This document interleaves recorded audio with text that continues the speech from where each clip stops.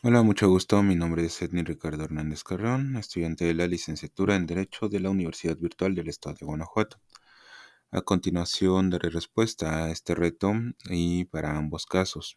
En el primer caso, donde nos indica la pregunta que si considero que existe responsabilidad por parte del Estado mexicano, sí, considero que existe responsabilidad por parte del Estado mexicano en el caso de Ana.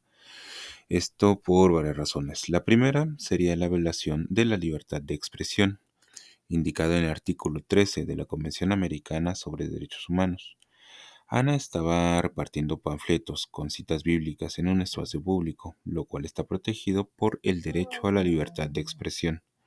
La acción del policía de arrebatarle los panfletos y detenerla por considerar que no era el lugar constituye una restricción ilegítima e innecesaria, ya que no existía una justificación válida para limitar este derecho.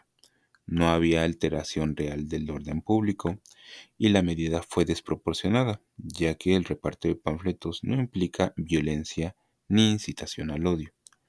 En segundo lugar, la detención arbitraria e incomunicación de Ana, establecidas en los artículos 7 y 5 de la Convención Americana de Derechos Humanos, eh, también viola estos derechos, ya que la detención de Ana carecía de fundamento legal, ya que no cometió ningún delito. La incomunicación dentro de la patrulla y el trato vejatorio, en este caso las burlas y calificativos peyorativos, constituyen también un trato cruel e inhumano. La detención prolongada sin justificación viola el derecho a la libertad personal. En tercer lugar, la falta de investigación y acceso a la justicia, infundados en los artículos 8 y 25 de la Convención Americana sobre Derechos Humanos. Las autoridades estatales, la Fiscalía y Comisión de Derechos Humanos omitieron investigar lo que generó esta impunidad. La justicia federal se declaró incompetente sin garantizar un recurso efectivo, violando el derecho a un recurso judicial adecuado. Artículo 25 de dicha convención. En cuarto lugar, también la responsabilidad internacional del Estado. Artículo primero de inciso 1 de la Convención Americana sobre Derechos Humanos. El Estado mexicano es responsable por acciones directas de sus agentes, el policía que detuvo a Ana y el personal que la maltrató, las omisiones institucionales, la Fiscalía y Comisión de Derechos Humanos que no actuaron, la falta de reparación efectiva, el sistema judicial no resolvió su caso. En quinto lugar, también la jurisprudencia de la Corte Interamericana de Derechos Humanos aplicable. La Corte Interamericana de Derechos Humanos ha establecido en casos como López Lón contra Honduras en el 2015 y Tojín contra Guatemala en el 2008 que la detención arbitraria de personas que ejercen libertad de expresión es una violación grave. Los estados deben investigar y sancionar a los responsables de abusos policiales.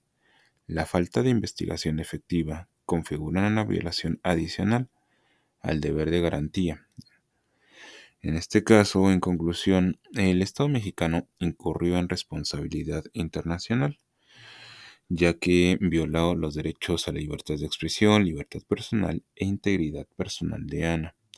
También no garantizó su acceso a la justicia y permitió la impunidad.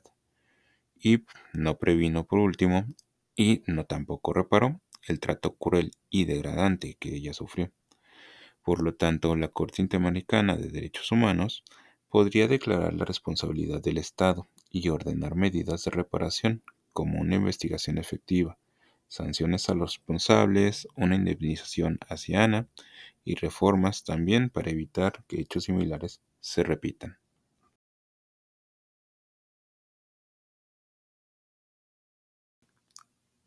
Bien, como hemos visto este segundo caso, la pregunta seguiría siendo la misma. ¿Se considera que existe responsabilidad por parte del Estado mexicano?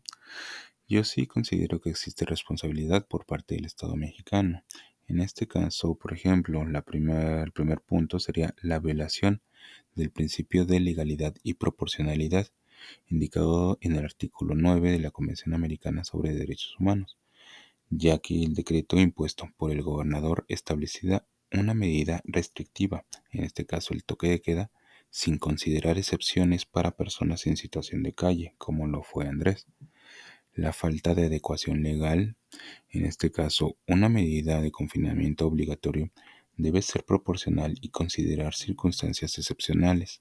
Andrés, al no tener domicilio, no podía cumplir con la orden, lo que hace la sanción arbitraria. También la multa y arresto desproporcionados. La imposición de una multa elevada, en este caso por 1.500 pesos, y el arresto por 36 horas a una persona en situación de pobreza extrema viola el principio de proporcionalidad de las sanciones, indicado en el artículo 5 de la Convención Americana de Derechos Humanos, el derecho a la integridad personal que establece. También, en segundo lugar, la privación ilegítima de la libertad, artículo 7 de dicha convención. El arresto de Andrés por no pagar la multa constituye una detención arbitraria, ya que no se evaluó su situación socioeconómica y no hubo una alternativa menos restrictiva como un trabajo comunitario. También la privación de la libertad por deudas está prohibida en el artículo 7, inciso 7 de la Convención Americana sobre Derechos Humanos y el artículo 21 de la Constitución mexicana. En tercer lugar, la violación a la dignidad y reputación de Andrés. El artículos 11 y 5 de la Convención Americana de Derechos Humanos establecen que la publicación, en este caso que sufrió Andrés en redes sociales, como un sinvergüenza que niega a su familia, constituye una estigmatización y daño moral. Se le difamó sin prueba alguna de que mintiera sobre esta situación.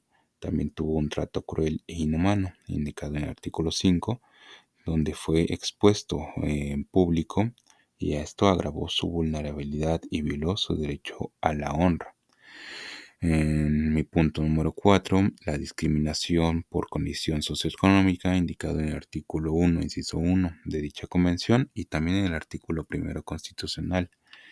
El Estado no adaptó las medidas a la realidad de personas en situación de calle, discriminándolas indirectamente, al no promover alternativas como albergues o apoyos económicos. Esto viola el principio de igualdad y no discriminación. En mi punto número 5, también la responsabilidad del Estado en jurisdicción militar. El artículo 8 de la Convención Americana sobre Derechos Humanos indica que al ser detenido por un militar y procesado en esa jurisdicción se violó el derecho a un juez natural, ya que los militares no están entrenados para aplicar medidas civiles de salud. También la Corte Interamericana de Derechos Humanos señaló que la justicia militar no debe juzgar civiles, en este caso como el caso Padilla Pacheco contra México. Por último, la omisión de protección a grupos vulnerables establecidos en el artículo 19 de la Convención establece o podríamos indicar que Andrés, como persona en situación de calle, era parte de un grupo de especial vulnerabilidad.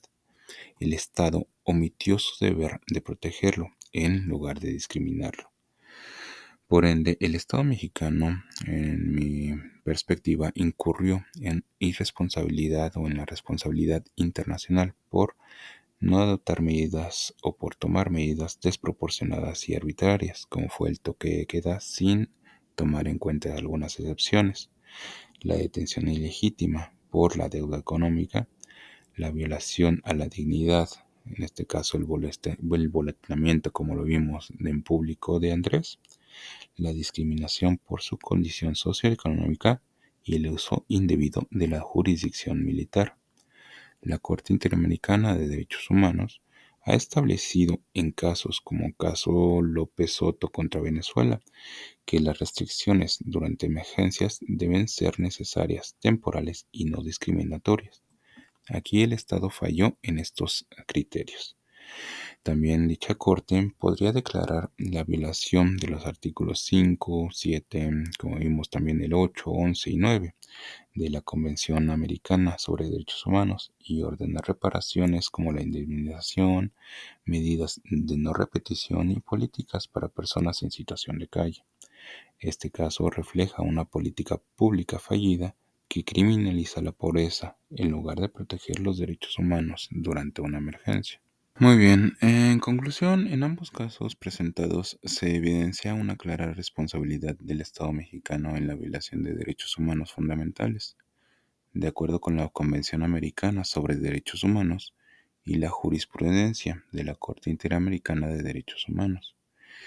Por ejemplo, en el caso 1, la detención arbitraria de Ana por ejercer su derecho a la libertad de expresión y el trato vejatorio que sufrió por parte de las autoridades muestran una falta de respeto y garantía de sus derechos. La omisión de las instituciones en investigar su caso agrava la situación, generando impunidad y subrayando la necesidad de un sistema de justicia que proteja a quienes se vean afectados por abusos del poder. En el segundo caso, la detención de Andrés, una persona en situación de calle, por no poder pagar una multa impuesta en un contexto de emergencia sanitaria, destaca la discriminación y el uso desproporcionado de la fuerza por parte del Estado, la criminalización de su situación socioeconómica y la falta de alternativas adecuadas para su circunstancia vulnera su dignidad y derecho a la integridad personal.